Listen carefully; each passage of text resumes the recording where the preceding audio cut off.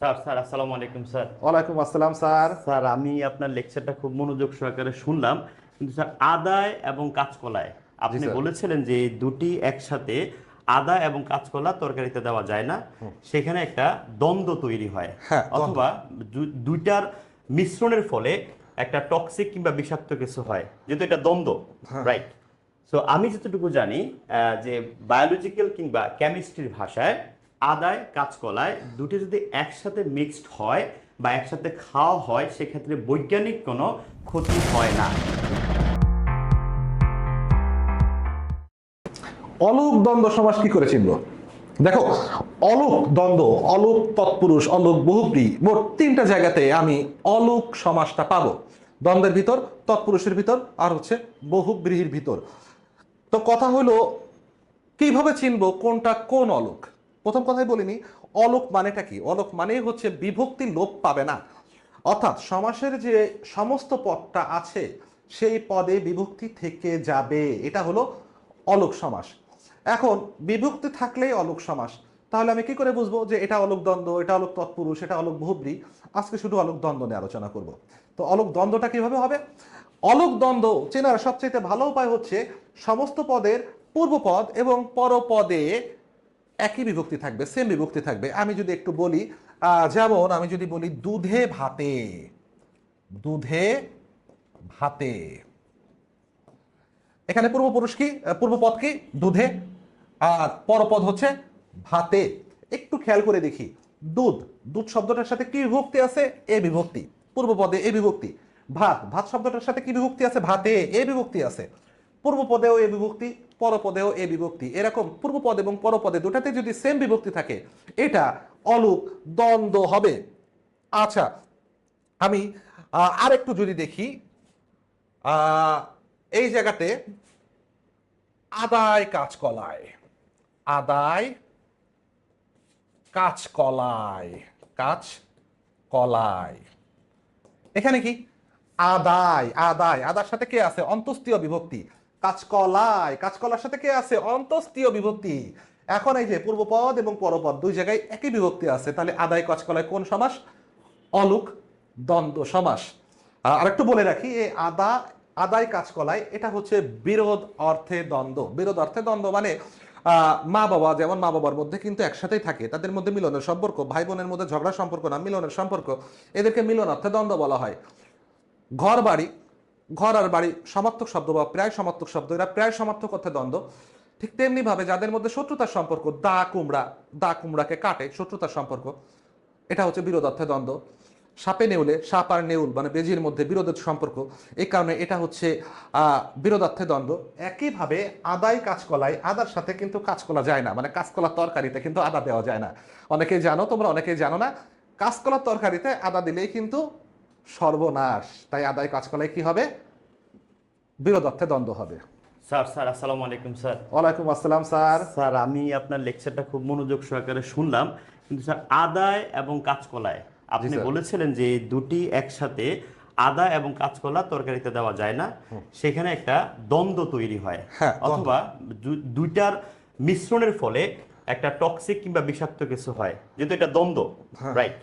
So আমি যতটুকু জানি যে বায়োলজিক্যাল কিংবা কেমিস্ট্রির ভাষায় আদায় কাঁচকলায় দুটি যদি একসাথে মিক্সড হয় বা একসাথে খাওয়া হয়, সেক্ষেত্রে বৈজ্ঞানিক কোনো ক্ষতি হয় না।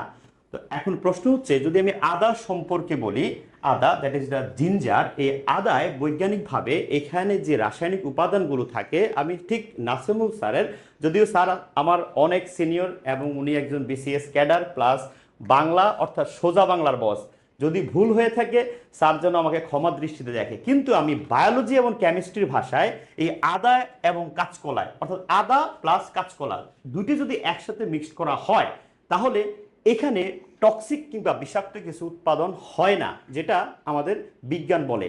তাহলে আদায় কি কি থাকে? আদায় থাকে ভিটামিন বি6, এছাড়া থাকে ক্যালসিয়াম, থাকে ম্যাগনেসিয়াম, এছাড়া আরও অত্যন্ত গুরুত্বপূর্ণ যে উপাদানটি থাকে সেটি হচ্ছে অ্যান্টিঅক্সিডেন্ট।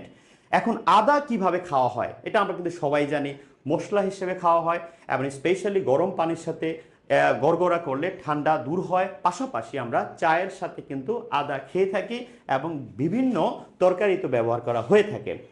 এখন যদি বলা হয় যে এটার অপকারী দিকটা কি, যদি বেশি পরিমাণে খাওয়া হয় তাহলে একটা ঝাঁঝালো অবস্থা এবং পেট ফাঁপা হবে, এটা কিন্তু একটা বৈজ্ঞানিক প্রমাণ। তো মাই ডিয়ার স্টুডেন্টস এবং মাই ডিয়ার অডিয়েন্স, তো স্যার যে কথাটা বললেন এখানে কিন্তু একটা হার্মফুল কিংবা ক্ষতিকর একটা দিক রয়ে যাচ্ছে, নাম্বার ওয়ান। নাম্বার টু হচ্ছে কাঁচকলা। এটা আমরা বেসিকলি যেটা জানি সেটা হচ্ছে গ্রিন বানানা, রাইট? গ্রিন বানানা, এই যে গ্রিন বানানা এটা নর্মালি কিন্তু সবজি হিসেবে মানে ভেজিটেবল হিসেবে আমরা খেয়ে থাকি, তবে কলা পাকার আগে যেটা আমরা খাই সেটা কিন্তু কাঁচকলা, রাইট? এখন এই কাঁচকলা যেহেতু এটা ফাইবার, ফাইবার বলতে আমরা যেটা বুঝি আঁশ জাতীয় খাবার। আর আঁশ জাতীয় খাবার কি করে?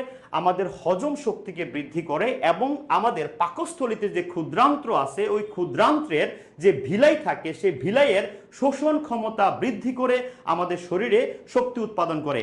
এছাড়া অতিরিক্ত পানি শোষণ করতে সাহায্য করে এবং কোষ্ঠকাঠিন্য দূর করে থাকে।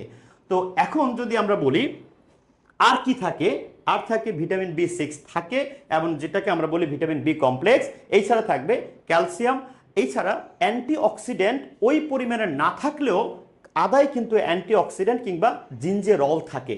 সো মাই ডিয়ার স্টুডেন্টস, এইবার আসি আমাদের নাসিমুল স্যারের কথায় যে আদায় এবং কাঁচকলায় যদি দুইটা একসাথে খাওয়া হয়, আমি কিন্তু প্রথমে বলেছি, স্যারের সামনেই বলেছিলাম যে দুইটা খেলে আসলে বিজ্ঞান ভিত্তিক কোনো ক্ষতি নেই, তবে যদি অতিরিক্ত পরিমাণে খাওয়া হয়, দুইটা একসাথে খেলে কিন্তু উপকার আছে কিন্তু অপকারও রয়ে যাচ্ছে। সেটা কি হবে?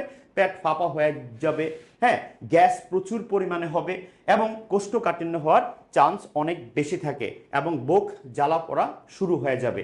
এছাড়া যেহেতু আমাদের এখানে অ্যান্টিঅক্সিডেন্ট আছে, যদিও সে আমাদের বডিতে রোগ প্রতিরোধ ক্ষমতা বৃদ্ধি করে, কিন্তু অতিরিক্ত পরিমাণে খেলে দুটি মিশ্রিত হয়ে একসাথে, আমি কিন্তু বলছি লিমিট যখন আপনি ক্রস করে ফেলবেন তখনই হয়তোবা আমাদের যে বাংলার নাসিমুল স্যার যে কথাটি বলেছেন যে দা কুমড়া সম্পর্কের মধ্যে একটা শত্রুতা বা একটা দ্বন্দ্ব তৈরি হবে, হয়তোবা সেটা হতে পারে। কিন্তু বিজ্ঞান ভিত্তিক আপনি যদি লিমিটের মধ্যে আদা এবং কাঁচকলা দুটি একসাথে খাওয়া হয় তাহলে অনেক ধরনের রোগ থেকে মুক্তি পাওয়া যাবে, পরিত্রাণ পাওয়া যাবে।